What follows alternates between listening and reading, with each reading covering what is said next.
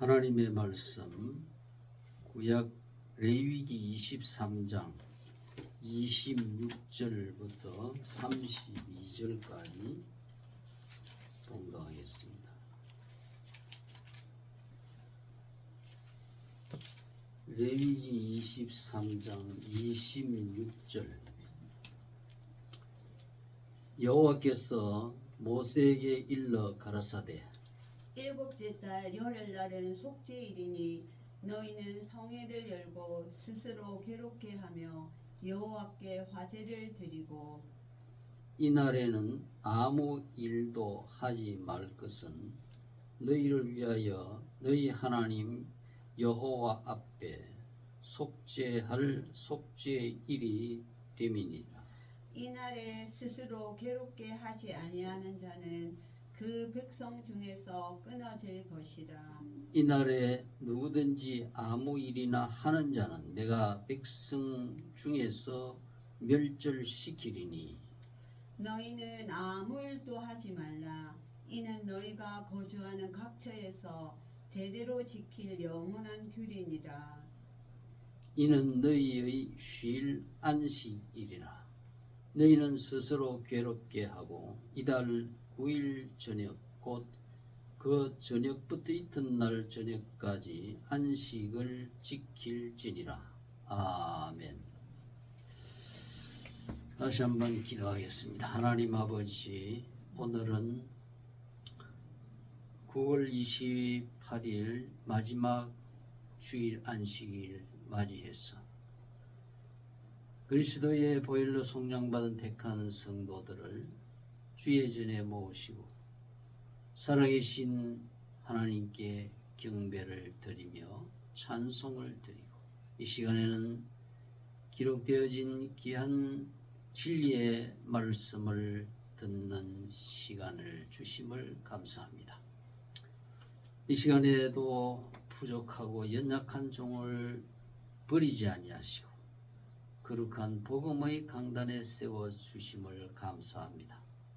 주께서 권능의 우편 장중에 꼭 붙드셔서 성령의 진리 가운데로 인도케 하시는 그 뜻을 따라서 주의 종의 입술과 심령을 주장하여 주시옵소서.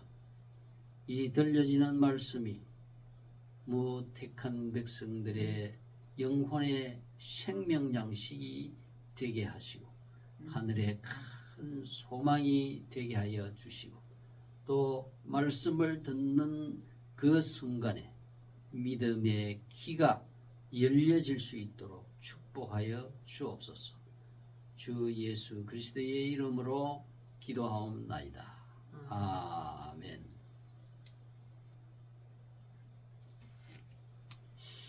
오늘 본문의 말씀 가지고 속죄일을 지키라, 그러한 제목으로 함께 저와 여러분이 은혜를 받고자 합니다.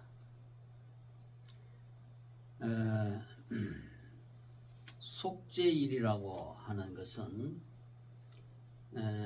우리가 지금 유대 교회 7가지 절기 중에 하나입니다. 유월절, 무교절, 초실절, 오순절, 나팔절, 속죄일, 장막절, 이렇게 해서 유대교에서는 7대 절기가 있습니다. 그 중에 하나가 속죄일이라고 하는 것인데, 이 속죄일은 유대 종교력으로 7월달입니다. 7월달에 10일입니다. 그리고 7월 1일은 나팔절이고, 지난주에 나팔절 했죠. 그래서 이 7월달이라고 하는 것은, 종교력으로 7월달이라고 하는 것은 우리가 지키는 양력으로는 9월 하순에서 10월에 해당이 됩니다. 그래서 이 유대 종교력으로 7월 달에는 이렇게 이 절기가 많은 그러한 달입니다.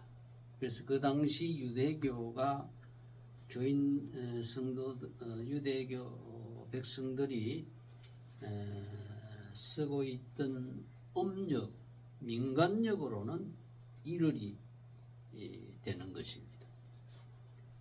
그래서 이 본문의 레위기 23장의 말씀은 이 속죄일을 어떻게 지켜야 되느냐고 하는 그 규례를 말씀하고 있습니다. 이 속죄일이라고 하는 것은 이날이 되면은 속죄일이라고 하는 것을 선포를 하고 노동을 금하고 하나님에 대해서 속죄 제사를 온 백성이 드리는 그러한 날입니다. 그래서 이날에 딱 이날은 하루입니다. 9일 저녁부터 10일 저녁까지 24시간에 그동안 이 속죄일은 1년에 한 번씩 하는 절기인데 그동안에 1년 동안 의식 또는 무의식 중에 지었던 죄를 회개합니다. 그리고 그 죄에 대해서 아주 슬퍼하고 애통해 하는 것입니다. 그래서 이러한 자기 자신을 이렇게 반성하면서 이렇게 제사를 드리는데 이 속죄일은 대제사장이 백성들 이스라엘 백성들 전체의 죄를 속죄함을 받기 위해서 속죄 그 제물의 피를 가지고 지성소라고 하는 성소가 있고 장막이 있고 휘장이 있고 그 휘장 안에 지성소입니다. 그 안에는 법궤 하나님의 십계명이 들어있는 법궤가 있죠. 그 법궤가 있는 곳에 들어가서 속죄 제사를 드리는 그런 1년에 대제사장이 한 번만 들어가는 거죠. 이 한 번이라는 것 이것이 아주 우리가 유의해서 들어야 돼요. 그래서 모든 백성들은 이날에 개인의 사적인 모든 일을 다 일단 중단하고 하루 종일 금식을 하면서 정결한 마음으로 자신의 그 삶을 죄를 회개하는 그러한 날을 이 속죄의 일이라고 하는 것입니다. 만일 이 이스라엘 백성 중에 이 속죄제를 규정대로 드리지 않게 되면은 여기 본문의 말씀에 보면은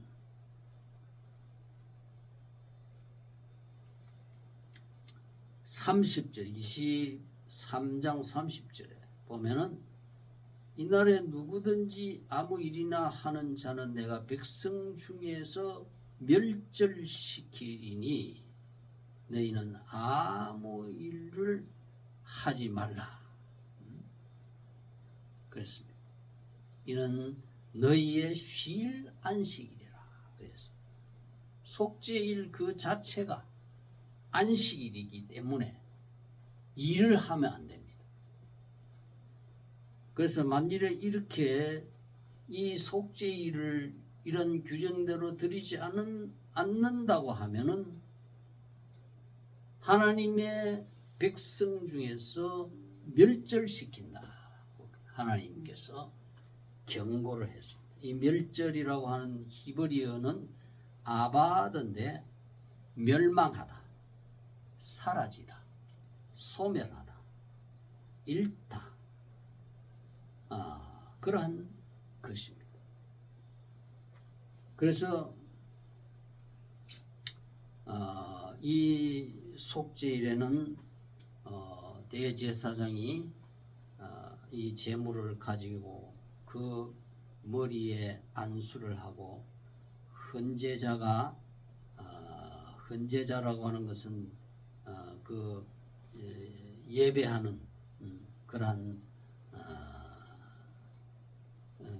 그 제사장이 제물을 잡은 후에 제물의 피를 성막 기구에 뿌리거나 바르고 단 주위에 뿌리며 또 피를 쏟았습니다. 그렇게 되면 이 모든 과정이 진행되면은 제사장이 희생 제물을 단위에서 불살라 하나님께 그렇게 제사를 하는데 이것을 불살라 드렸다고 해서 화제, 불화자, 제사제자를 써서 화제라고도 합니다.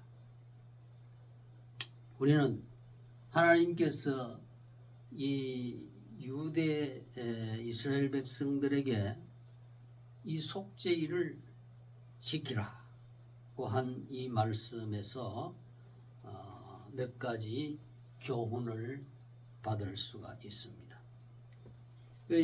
오늘날 오늘 제가 제목을 속죄일을 지키라고 말씀을 했는데 오늘날 우리가 드리는 이 예배는 구약 시대 이런 속죄일을 지키라, 뭐 유월절을 지키라,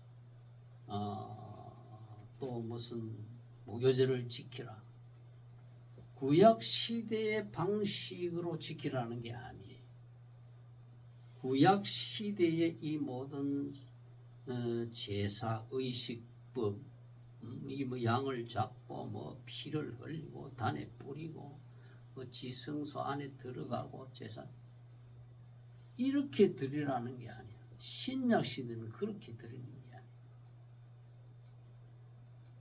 구약과 신약을 엄연히 구별할 줄 알아요. 구약은 뭐냐? 예수님 오시기 전이 구약이에요. 예수님이 오신 이후에는 신약입니다. 그래서 이것을 하나님께서 구약 시대에 의식적으로 이렇게 뭐 육체적으로 이렇게 뭐 짐승을 잡아가지고 피를 흘리고 뭐 단에 뿌리고 촛불을 켜고 안식일에 뭐 떡을 만들어 차리고 이런 것은 구약 시대에 그렇게 하나의 장차 신약 시대에 드리는 예배의 교훈과 예표와 모형, 상징적인 그러한 모습으로 일시적으로 그렇게 하나님 제사법을 만드는 거예요. 그래서 히브리서 9장 10절에 보면은 이런 것은 이런 구약 시대의 모든 제사법이잖아요. 뭐 제사장이 뭐 이렇게 짐승을 이렇게 잡아가지고 성막에서 제사를 드리고 뭐 포도주를 뭐 붓고 이러한 먹고 마시는 것과 여러 가지 씻는 것과 함께 구약 시대의 모든 의식적인 이러한 제사법은 육체의 예법만 되어서 개혁할 때까지 맡겨둔 것이라. 그러니까 육체적인 이 영적인 예배와 육체적인 예배를 구분해야 돼요. 그러니까 육체적인 그러한 제사 방법이 아니라 오늘날 신약 시대는 영적인 예배를 드리는 그것이 신약 시대. 그래서 예수님 말씀해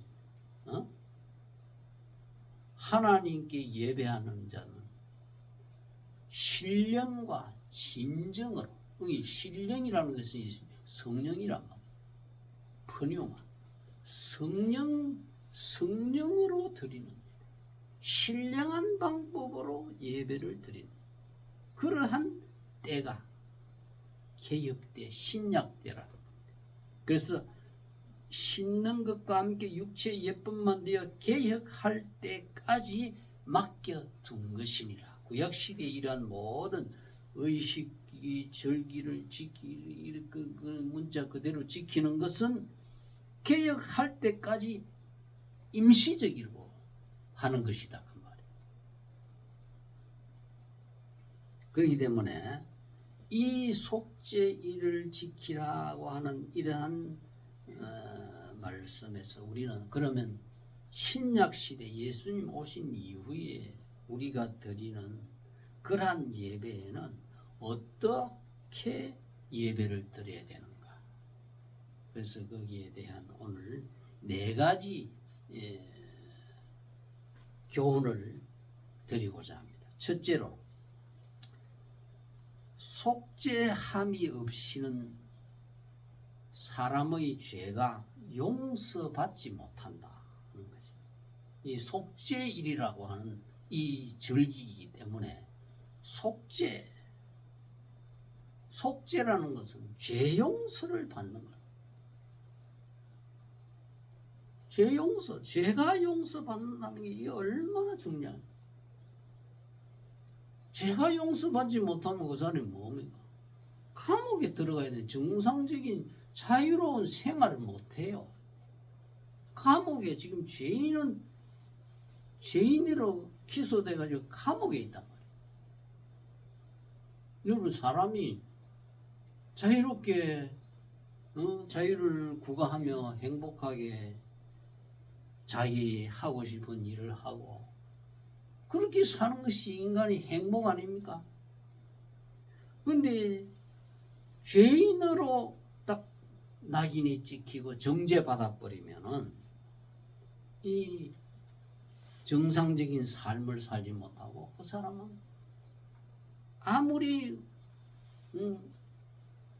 고대 강실 같은 그러한 궁전을 소유하고 있더라도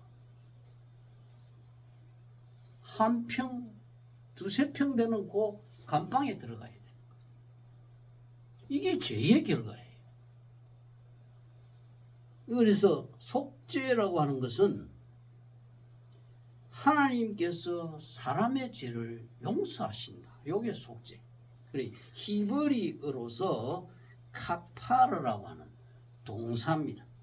카파르는 기본 동사인데 여기에 보면은 이 카파르가 어떠한 의미가 있느냐, 그 속죄의 깊은 구체적으로 다양한 뜻이 있어요. 그걸 알아야 돼. 그냥 속죄, 나 속죄받은 속죄받은. 그게 뭐냐 하면은 첫째로 덮다, 덮는 것을 말해. 보자기로 덮든지, 덮어주는 걸 말해. 가려주는 걸 말해. 속죄라는 거. 이 사람이 죄인인데, 부끄럽잖아요. 죄인들이 죄 짓고 나올 때 얼굴을 못 들고 모자를 쓰고 뭐 이렇게 마스크를 막 얼굴에 뒤집어 쓰고 나오는 거 뭐야? 죄에 대한 부끄러움, 얼굴이 낯이 뜨고, 그래서 자기 자신을 가리려고. 그래 인간이 아무리 가려봐야 그거는 하나님 앞에 가릴 수가 없어. 하나님이 덮어주고 하나님이 가려주셔야만이 그 사람의 죄가 용서받는다. 이게 속죄의 의미예요. 그래서 속죄 그 지성소 안에 1년에 한 번 들어가잖아요. 그 지성소 안에 뭐가 있습니다. 속죄소라고 하는 그 법궤라고 하는 하나님의 정규궤가 있어요. 이 십계명과 만나와 아론의 상난 지팡이가 들어있는 그 법궤, 여호와의 법궤, 하나님의 법궤를 덮는 그 덮개가 뭐냐? 바로 속죄소라고 하는 거예요. 속죄소. 그래서 속죄소. 이 속죄소 덮개 자체가 바로 예수 그리스도다. 그 하나님 앞에 우리 모든 인간의 죄는요, 예수님이라고 하는 그 속죄소의 덮개로 가려주지 아니하면 그 안에 십계명 돌판 안에 있는 모든 거짓말죄, 간음죄, 살인죄, 이 부모에게 못된 짓 한 거, 부모를 폭행하고 부모를 저주하고 부모를 욕하고, 우상을 숭배하고, 이러한 죄가 많이 있잖아요. 인간이 없는 사람이 없어요. 그 죄가 예수님이라고 하는 속죄소라고 하는 예수님의 덮개로 덮어줄 때에 그 사람의 죄가 용서받는 거지. 내가 죄 없다고 해서 뭐 죄 없는 게 아니야. 하나님이 법정에서 선고를 해줘야 돼. 너는 이제 죄 없다. 요게 바로 속죄예요. 카파르. 그리고 이 카파르라고 하는 이 말씀에는 진정시키다, 달래다라는 그런 의미가 있습니다. 진정시키 뭘 진정시키냐? 하나님의 진노를 완전히 누그러뜨리고 사라지게 만들어요.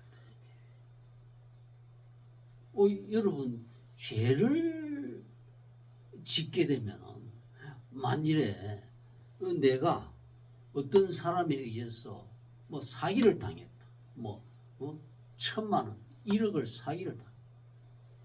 그러면 그 사기꾼에 대한 그 분노가 얼마나 일어나겠어? 원수가 돼버리죠. 이와 같이 하나님 앞에 우리 모든 죄인들은 사기꾼이나 살인자나 간음자나 이와 같은 죄인들이기 때문에 하나님의 진노의 대상이에요.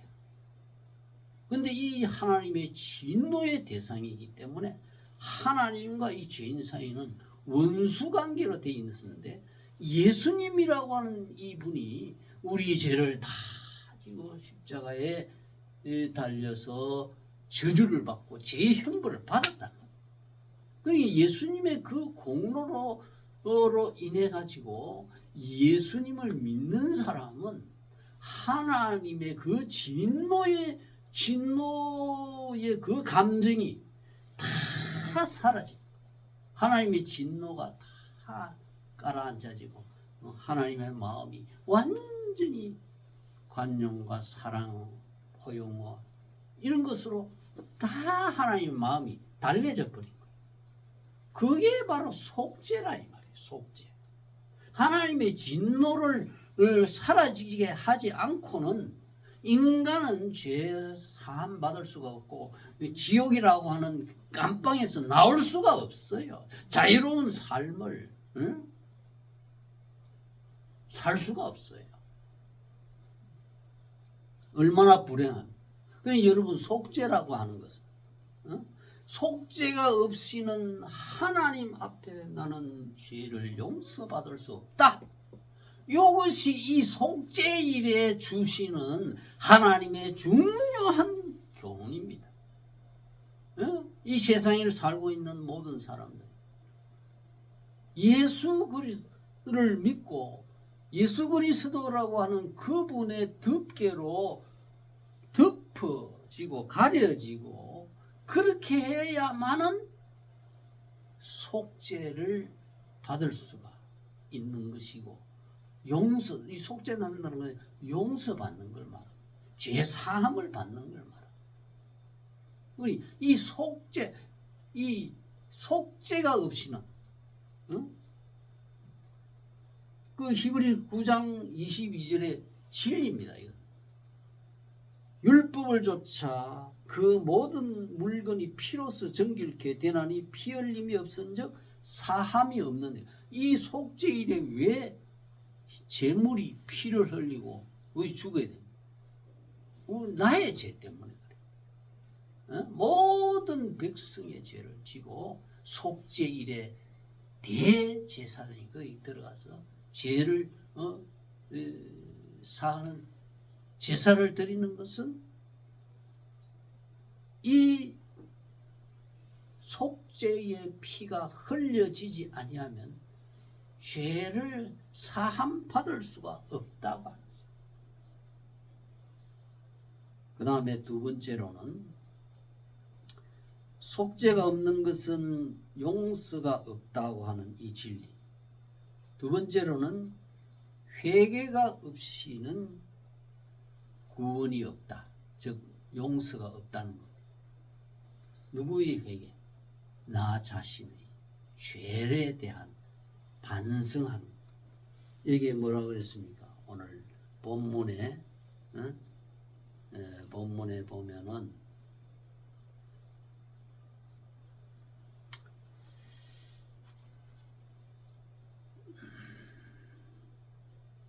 본문 28장 23장 28절에 보면 이날에 너희를 위하여 너희 하나님 여호와 앞에 속죄할 속죄일이 됨이니라. 이날에 스스로 괴롭게 하지 아니하는 자는 그 백성 중에서 끊어질 것이라. 그랬습니다. 괴롭게 한다는 것. 무엇을 괴롭게 한다는 것? 자기가 죄를 저질렀고 사기를 치고 거짓말을 하고 도둑질을 하고 우상을 숭배하고 간음을 하고 이 모든 죄악들이 있잖아. 이것이 내가 옛날에 몰라서 그랬구나. 내가 어리석어서 그랬구나. 내가 미련해서 그랬구나. 내가 하나님을 모르고 하나님의 진리를 몰라서 그랬구나. 또 진리를 알고서도 뭡니까? 연약해서 또 쓰러지고 자빠지고 그러한 그 죄의 결과로는 하나님이 채찍을 맞거든요. 징계를 받아요. 그렇기 때문에 이러한 죄를 범하게 되고 난 이후에는 그 죄의 결과가 자기에게 불행을 가져오기 때문에 그것을 내가 왜 그랬을까? 반성을 하는, 참회를 하고 눈물을 흘리고 회개를 하고. 그 죄인이 회개를 해야 그것이 올바른 도리지요. 뉘우침과 끝까지 자기는 그런 죄 범하지 않았다. 죄가 아니다. 하나님 앞에 아무리 자기가 고집을 피워봐야 그거는 소용없어. 자기 주장일 뿐이지. 하나님 앞에 그것은 죄 사함을 받지 못하는. 이날에 누구든지 이날에 스스로 괴롭게 하지 아니하는 자는 그 백성 중에서 끊어짐을 당할 것이다. 멸절된다 이 말이에요. 죽는다 이 말이에요. 멸망한다, 소멸한다 이 말이에요. 여러분 자기 자신이 멸망하고 싶습니까? 자기 자신이 멸망하고 완전히 사라지고 완전히 그렇게 되기를 바라는 사람은 아무도 없을 거예요. 그러니 하나님 앞에 진짜 내가 영원히 살고 싶고 영원한 자유를 얻고 싶고 나의 참 앞날이 희망차게 되기를 바란다면 하나님 앞에 자기 자신의 죄에 대해서 솔직 담백하게 시인하고 자복하고 회개를 해. 하나님은 그것을 원해. 이 병자가 암이 들었는데 나는 암이 아닙니다. 아닙니다. 암이 아닙니다. 그거 다 나타났는데 의사는 알고 있어요. 이 사람이 무슨 질병이다. 암이 아닙니다. 이러면 어떻게 돼요? 의사가 그 사람 처방을 내릴 수가 있겠습니까? 그럼 내버려 둬. 그럼 그대로 죽는 거예요. 치료받지를 못하는 하나님 앞에 우리는 영적인 그런 병자란 말이에요. 그러니까 이제 자기 병을 시인을 하고 그 의사의 그 치료의 프로그램에 그대로 따라간 때에 좋은 치료 효과를 누리게 돼요. 생명을 얻는 거예요. 저는 지금 결핵에 2살 때에 결핵에 걸려가지고 그 힘이 없는 거예요. 그 병원에 가니까 결핵이라 폐결핵이라는 거예요. 진단이 났어. 그럼 이렇게 해가지고 제대를 할 거고 이렇게 군에 가서 병이 들었어. 군 복무도 옳게 못하고 제대 의병 제대. 그 나와가지고 이제 그 의사 시킨 대로 이렇게 과정이 복잡합니다만은 그 의사의 의학 박사의 그 프로그램에 먹으라는 약을 먹었어요. 그러니까 6개월 만에 4년 동안 낫지 못하고 있던 병이 6개월 만에 그 의사의 프로그램에 순종할 때에 6개월 만에 나 6개월 만에 6개월 만에 부작용이 7가지 부작용이 나서 약을 막 항생제를 못 먹어요. 그래 그 의사가 다 연구를 해가 이 약하고 이 해독제하고 같이 그래 나와버렸단 말이에요.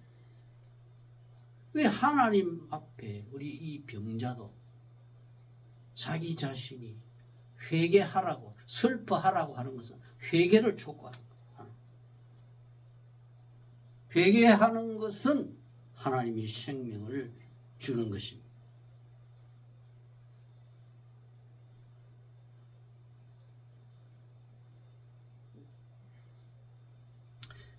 시편 7편 12절 이하에 보면 사람이 회개치 아니하면 저가 그 칼을 가르시며 그 활을 이미 당겨 예비하셨도다. 죽일 기계를 또 예비하시며 그 만든 살은 불화살이로다. 악인이 죄악을 해산하며 그 잔해를 잉태하며 괴휴를 낳았도다. 이 악인들이 잔해라고 하는 것은 재앙을 말합니다. 재앙을 잉태하고 계휴를 낳았다. 계휴라는 건 거짓. 이러한 거짓과 이 재앙, 고생 이런 것은 잉태된 그 사람이 여인이 자식을 낳듯이 거짓을 잉태하면 반드시 고생을 낳는 거예요. 고생, 재앙을 낳는 거예요.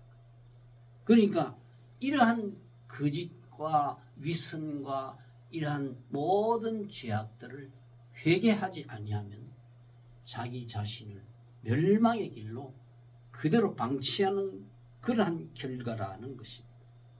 그렇기 때문에 이 속죄의 일을 통해서 회개가 없이는 구원이 없다. 사도 베드로가 그랬잖아요. 생명 얻는 회개라고 그랬어요.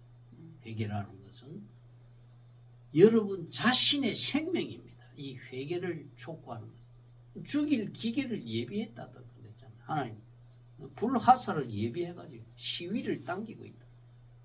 회개하면 하나님이 그 죽일 기계를 다 청산했다. 죽고 사는 권세가 하나님의 절대 주권에 달려 있다는 것을 우리는 인정을 해야 돼요. 이게 인정하지 아니하는 자는 아주 아무것도 알지 못하면서 자기가 하나님인 것처럼 교만한 자입니다. 그런 자는 구원의 희망이 없습니다. 그 다음에 세 번째로는 이 속죄일을 통해서 우리가 받아야 할 교훈은 대속제물이 있어야 된다. 나의 죄를 대신해서 갚아줄 대속제물, 내 대신 희생되는 제물이 있어야 된다.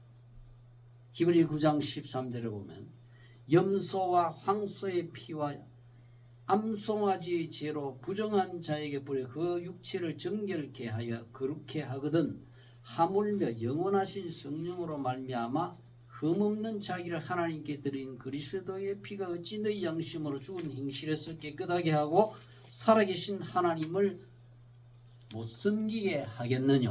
그래서 여기에서 속죄일에 죽었던 그러한 짐승들의 그러한 피는 바로 십자가에 장차 신약 시대에 오실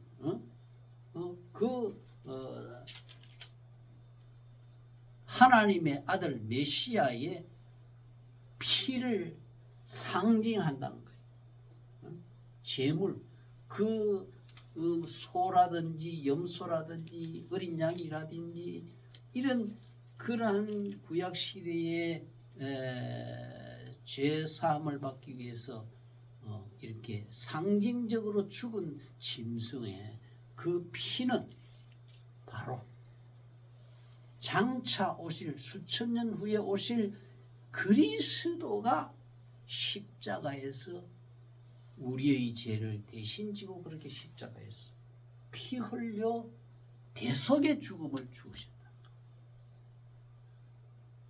여러분 오늘날 지금 우리나라에 아주 탑 뉴스의 그 소재가 되고 있는 통일교에서 뭐라고 합니까? 이 예수의 피를 부정하는 것이 통일교. 내가 그 수십 년 전에 조선일보에 전면 광고가 나왔어. 조선일보를 듣고 이 돈을 얼마나 그 통일교에서 돈을 주었던지 전면 신문지 전면에다 딱 뭐라고 써붙였냐? 누가 예수를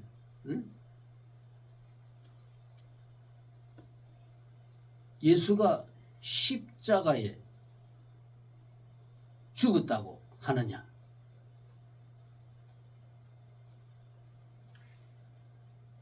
예수의 십자가의 그 피를 완전히 부정한 예수의 십자가의 피는 그 흘렸다고 하는 것은 실패의 증거다 이렇게 말. 이거 완전히 반대 아닙니까? 우리 기독교에 교리하고 완전 반대됩니다.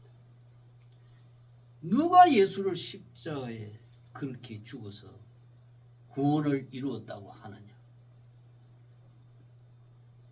예수는 십자가에 죽어서 구원을 이룬 게 아니고 그것은 자기 자신이 구원에 실패했다고 하는 증거다. 이것을 전면 광고에 실어놓은 것이 조선일보, 통일교라는 거예요. 이거 분명히 알고 지금 현 시대를 파악해 나가야 되는 거예요. 왜 지금 통일교 교주가 감옥에 들어가 있습니까? 온 대한민국과 일본 나라 전체를 다 뒤흔들어 놓고 사회를 망하게 하는 그런 한 교주 그 부인이 지금 들어가 있잖아요. 감옥에. 그 이유가 뭔지 아십니까? 예수의 피를 부정하고 믿지 않는 거예요. 그 성경을 전혀 엄두 반대로 해석하니까. 누가 예수의 피로 말미암아 구원을 얻었다고 하는 이러한 의문을 대문짝같이 실어놓고 돈을 얼마나 주었으면 그 신문사에서 그런 광고를 하겠어요. 이거 회개해야 돼. 이거 회개하지 아니하면 안 돼요. 언론사를 두려워하지 마세요. 언론사 사주도 직원들도 이런 글을 돈 받고 돈이면 다 그런 광고를 올립니까? 이렇기 때문에 언론이 개혁해야 된다는 거 아니에요.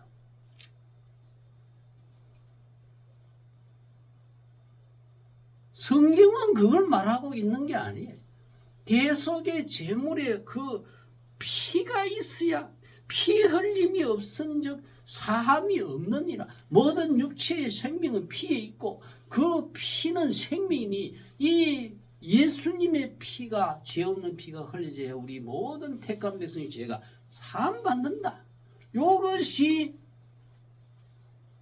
대속 제물의 그 희생의 피를 말하는 거예요. 이 나라의 모든 국민의 그 사상과 그것을 모든 상식을 대변하는 대표적인 이 나라의 가장 전통적이고 참 수많은 그 독자를 보유하고 있는 그 조선일보가 그런 일을 했다. 이 회개해야 돼요. 조선일보 직원이 기자가 얼마나 많고 직원이 얼마나 많습니까? 그 독자가 얼마나 많습니까? 특히 보수측 독자들이 얼마나 많습니까? 이런 것을 생각해요. 그러니까 이러한 조선일보 이와 같은 일을 하니까 나라가 이미 백성들이 이렇게 다 그 오임에 빠져가지고 통일교에 미혹되고 가정을 파탄시키고 그 사기를 쳐가지고 온 일본과 한국이 지금 나라가 엉망이 돼 있지 않습니까? 그 당원들을 통일교도 십몇만을 갖다가 집어넣어가지고 대통령을 인위적으로 그렇게 부정적으로 만들어가지고 결국은 그것이 사달이 나서 지금 대통령이고 뭐 그 통일교 교주 부인까지 다 감옥에 들어가 있지 않아요, 이거. 왜 이 현실을 모릅니까? 역사적인 이 사실의 뿌리를 알아야 된단 말이에요. 어찌 예수의 피를 그렇게 아무 무용지물로 만들고 그러한 광고를 게재하고 돈 받고 그것을 회개해란 말이에요. 네 번째, 속죄일이 뭐냐? 속죄일에 이 그냥 뭐 제사가 그냥 드려지는 게 속죄일에 대속죄일이라고 하는데 이 욤 키푸르라고 하는 이 날은 대제사장이 1년에 한 번씩 이스라엘 백성 전체의 죄를 지고 지성소, 휘장 성소와 지성소를 가로막고 있는 휘장을 긋고 그 안에 1년에 딱 한 번밖에 못 들어갑니다. 그 외에 들어가면 누구든지 죽임을 당합니다. 딱 1년에 한 번이에요.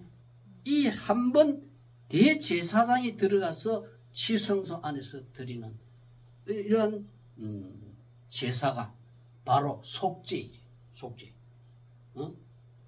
유대 종교력으로 7월 10일입니다. 우리 양적으로는 9월 하순에서 10월에 해당되는데 이 속죄일에 단 한 번 드리는 이 제사는 무엇을 상징하느냐? 이 제사장은 누구를 상징하느냐? 바로 대제사장, 영원한 멜기세덱의 대제사장이 하나님의 아들 예수 그리스도. 히브리 9장 11절에 보면 그리스도께서 장래 좋은 일의 대제사장으로 오사. 이 좋은 일이에요. 좋은 일. 이 좋은 일이 뭐냐? 하나님의 백성들이 예수님을 믿고 죄의 가리움을 받아가지고 하나님의 진노가 달래어지고 하나님 앞에 사랑받는 그런 하나님의 자녀가 되고 영원한 생명을 구원을 얻고 하나님 나라의 그러한 새 예루살렘 보석성의 주인이 되고 새 예루살렘 또 천년 왕국의 왕이 되고 이러한 축복들이 좋은 일이, 이 좋은 일을 위해서 우리 예수님이 대제사장으로 이 십자가 위에서 자신의 몸을 제물로 드리는 그러한 몸과 제물과 대제사장의 이중적인 그 역할을 다 수행하신 분이 예수 그리스도라. 그리 이 속죄일에는 속죄일을 지키라고 한 것은 오늘 옛날처럼 그렇게 육체적으로 지키라는 게 아니에요. 속죄일을 지키라고 하는 것은 신약 시대의 방법으로 지키라. 신약 시대는 예수님을 믿으라. 믿고 자기 죄를 인정하는 거예요. 회개하고 반성하고 정말 제가 잘못했습니다. 재판장 앞에서 잘못했습니다. 네, 인정합니다. 이게 회개 아닙니까? 자꾸 변명을 하고 거짓말을 하고 이러면 죄가 점점 더 사여지는 거예요. 속죄를 위해서 대속 제물이 있어야 되고 대제사장이 있어요. 오늘 이 속죄일, 속죄가 없이는 죄 사함이 없다. 회개가 없이는 구원이 없다. 속죄 제물이 없으면 죄 사함도 없다. 대제사장에 단 한 번 제사가 없으면 사함이 없다. 요 네 가지를 꼭 기억해. 그 제물이나 그 대제사장은 다른 분이 아니에요. 예수 그리스도 그분입니다. 성모가 누구고 홀리 마더가 누구, 그 전부 다 믿으면 안 됩니다. 예수 그리스도 대제사장. 보라, 세례 요한이 가말했잖아. 보라, 세상 죄를 지고 가는 하나님의 어린 양이로다. 이 예수님을 바라봐요. 오늘 이단자들은 자기 자신이 예수님 자리에 올라가니 자기를 추앙하게, 자기를 숭배하고, 그것들 다 이단자. 예수를 바라봐요. 대제사장과 제물이 되신 예수님을 바라보고 그분을 마음속에 믿으면 그게 바로 속죄의 일을 지키는 거예요. 그러면 그 사람이 죄 용서받고 생명 얻는 회개가 되는 거예요. 오늘 이 말씀이 저와 여러분에게 속죄일에 대한 분명한 이해가 되실 주님의 이름으로 축원합니다. 기도하겠습니다. 하나님 아버지, 오늘은 유대 구약 시절에 7대 절기 가운데 속죄일에 대한 1년에 한 번 드리는, 하루 드리는 이 속죄일에 대해서 우리가 살펴보았습니다. 속죄함이 없이는 아무도 하나님 앞에 죄인의 멍에를 벗지 못한다는 것 분명히 알고, 또 하나님께서는 이 속죄라고 하는 것은 자기 죄에 대해서 뉘우치고 반성하고 후회하고 슬퍼하는, 애통해하고 괴로워하는 그런 회개가 있어야 된다는 걸 가르쳐 주었습니다. 그리고 세 번째는 속죄에 받으려고 하면 희신, 나 대신 죽어야 하는 그 제물처럼 그리스도가 나를 대신하여 제물이 되었고, 그리스도 대제사장 대신 그리스도께서 하나님의 지성소에 들어가서 이렇게 속죄 제사를 드렸어.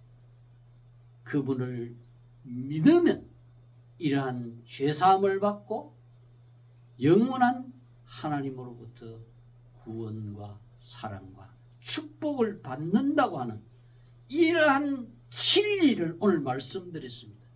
이 말씀이, 이 복음의 말씀을 듣는 세상의 모든 심령들에게 생명이 되고 구원이 되고 소망이 되고 기쁨과 감사가 되게 하여 주시옵소서. 이 모든 간구를 주 예수 그리스도의 이름으로 기도하옵나이다. 아멘.